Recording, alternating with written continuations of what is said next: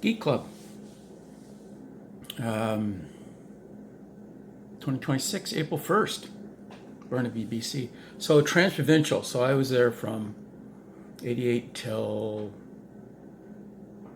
springish of 90. Yeah, till 92, spring of 92. Because 92 I wound up back at, spent the summer up in Whitehorse with Stephanie Churchill's father, Tom. Had a placer mine out at near Haines Junction, and ostensibly out there to help him get it going. Anyway, Bristol Freighters, they're a British design based on the Bristol glider from World War II. So it's got a big hole in it, 8 by 8 by 30 feet. There's a cargo door, 8 or 9 foot by 5 foot cargo door in the back. But the big thing is the whole nose opens. It's a big bulbous nose. The pilots sit up on top in a little cupola thing. And you can open up the nose fully. So you have this big, huge hole you can stuff things into. Problem with it is it's a tail dragger. So you've got this slope, this really steep slope that you've got to send things up and down. And it's just a bear. I think they put in those rollers, 2 sets of those rollers you use, freight rollers. And we were forever changing that. And it just killed the floor because the aircraft floor made for distributed loads, not for 2-point loads. This happened in VYZ as well. They did the same thing and it just killed the floor. But as you can imagine, because these nose doors open outward, it was very, very important to make sure the latches are locked. Because if you didn't, when they would just open up into the engines. Because you could actually bend these things back and be in the path of the prop. And a typical British design, like you could take any switch apart. I mean, Britain at this time, so this was a 50s design. Britain at the time had more manpower than they knew what to do with. So they were just building stuff to use up manpower. Especially military aircraft are like that anyway. They build stuff because manpower is free, basically. So you could take a switch out of the dash and unscrew it and change out or make any piece in the switch. It was really weird. So there were, but I mean, a lot of electrics were done by Lucas, Lord of Darkness. So like sometimes they wouldn't indicate things. So there was a couple of pilots, BJ. And the other guy's name will come to you. I like BJ. He lived in Smithers. Really calm guy. And he and this other pilot, they loaded the aircraft. So what we were doing with these things is there's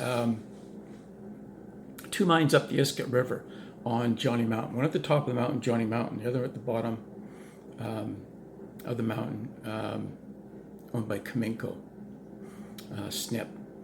And so,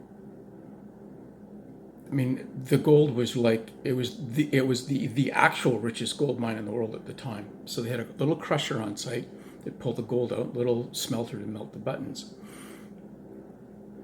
And the finds had enough gold, silver, and something else in them that they could actually sell them. They're selling them the finds and shipping them off to Japan, who would then refine them and pull out the remaining gold, silver, and cadmium, maybe.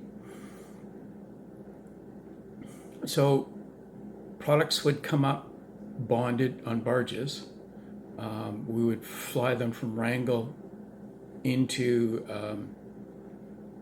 either mine. And then out of the SNP, the Kaminko operation, Johnny Mountain never really got going.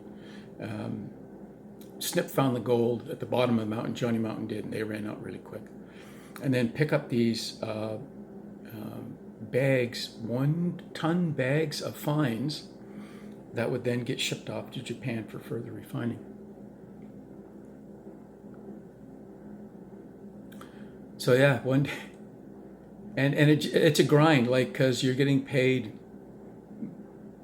by how much you move. So like you're just trying to move as much as you can, as fast as you can. And it's Southeast Alaska, and the weather sucks, for most of the year. So it's a lot of hurry up and wait. And so like you can get into a mental fog, and if you're not following your checklists religiously, you can miss stuff because it just becomes hard, monotonous, fast moving work. Dale was the other pilot. So BJ and Dale get the load going, and Wrangell was serviced by a 737. So they wait for the 737, Alaska Air 737 to land. They line up, they take off, and the Lord of Darkness, Lucas, strikes, and they didn't realize that Dale thought BJ locked the doors. BJ thought Dale locked the doors, and neither of them did, and the lights didn't come on. And on the takeoff roll, the doors flew open, the nose doors flew open into the props, making a hell of a racket as the 737 unloaded onto the tarmac, because you unloaded on the tarmac at that time in Wrangell. Yeah. So, and this is really typical of how Transprovincial operated. Well, they got reprimanded, they got stood down on probation, and immediately told to fly, because at that time you had to be endorsed on the Bristol freighter to fly, and no one else was around to fly it. So they're on probation and can't fly, but we need you to fly because we haven't got anybody else to fly.